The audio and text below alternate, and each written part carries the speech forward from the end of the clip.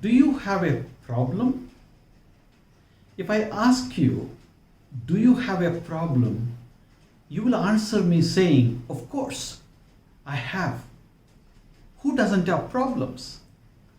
That is true. All human beings have problems as long as they live in this world. Maybe we differ in terms of the intensity of the problem we face or the kind of problems we experience at present. It's also possible that our problems have been multiplied from the time we have been facing this pandemic. In my last video, I discussed about making right choices in order to get what we want in life.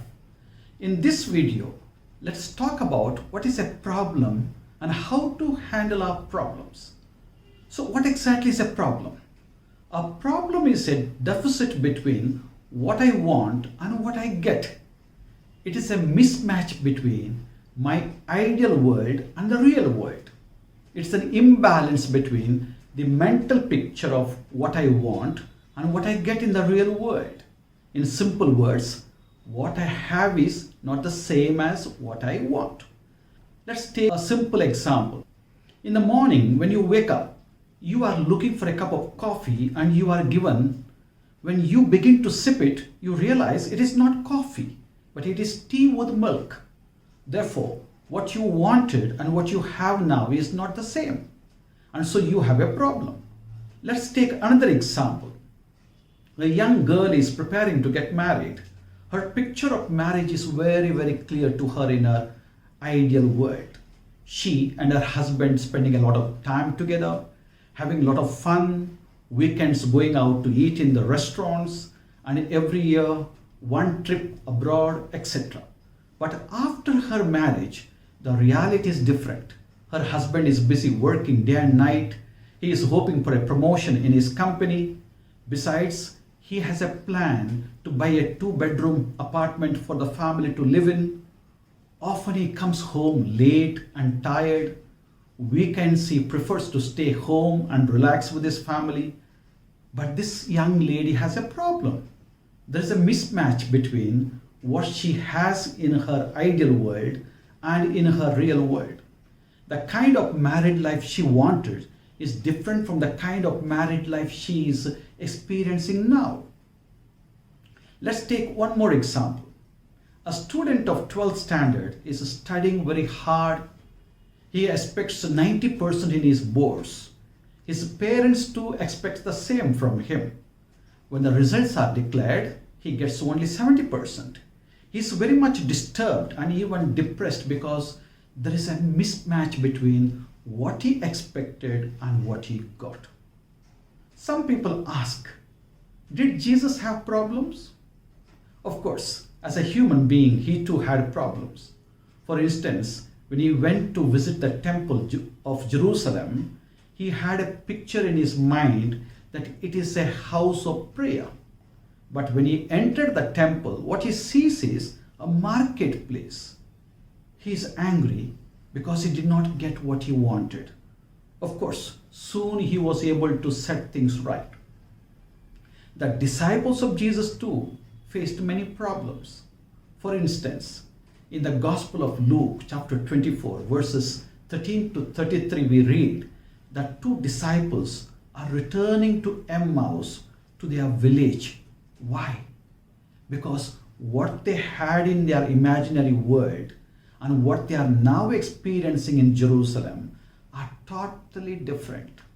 They wanted to occupy important positions in the kingdom Jesus came to establish. But now they see the man who wanted to establish his kingdom is killed on the cross and no sign of him. They are totally devastated. They return to their village.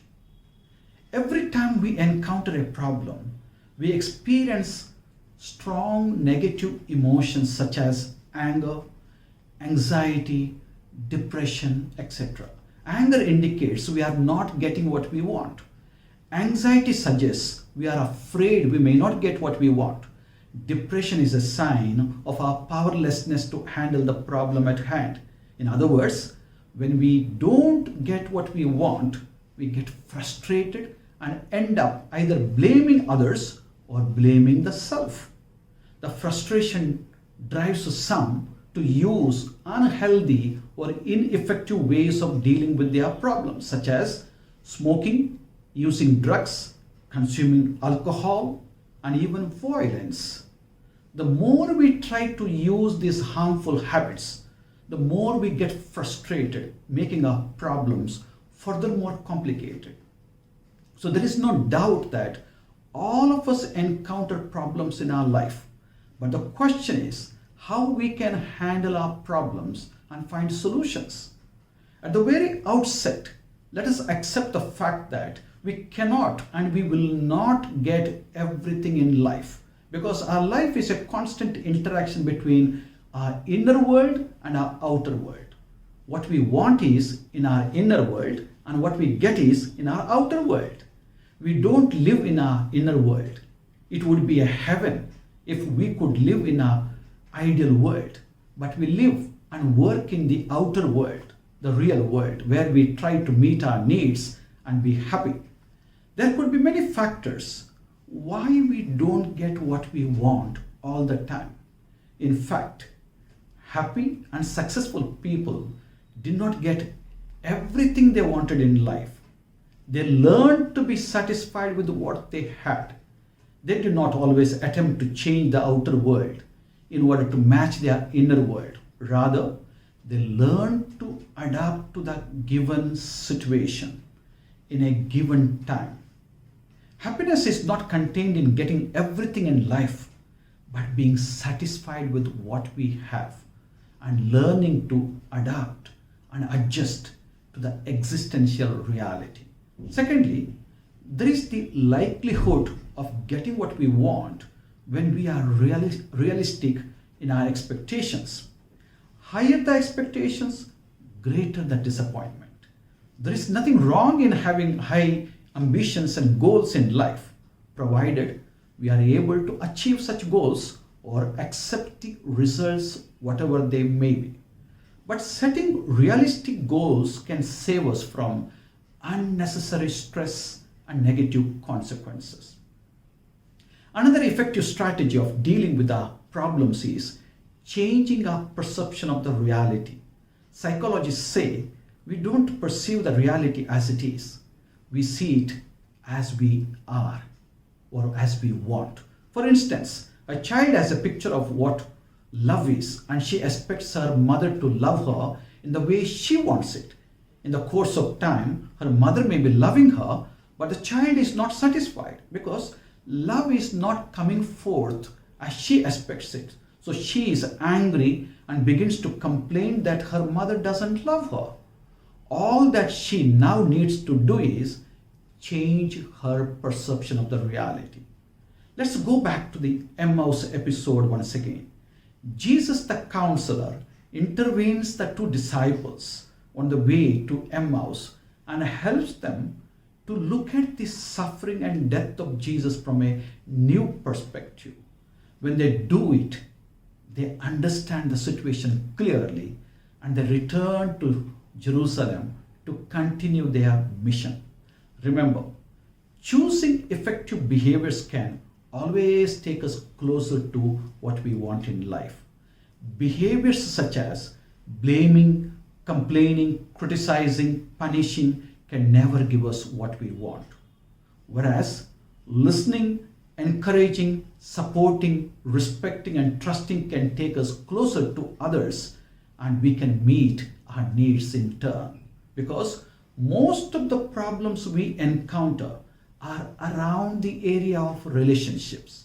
The most basic human need is to be connected with others, to be loved, and to feel belonged. When people experience a disconnection in their relationships, they experience problems. Therefore, anything that we do should help us to get connected with the significant people in our life. The more we go closer to people, the more we get balanced in life. This is what Jesus did in his ministry. He helped people to put back their broken relationships. And when people did it, they experienced joy and wholeness in life.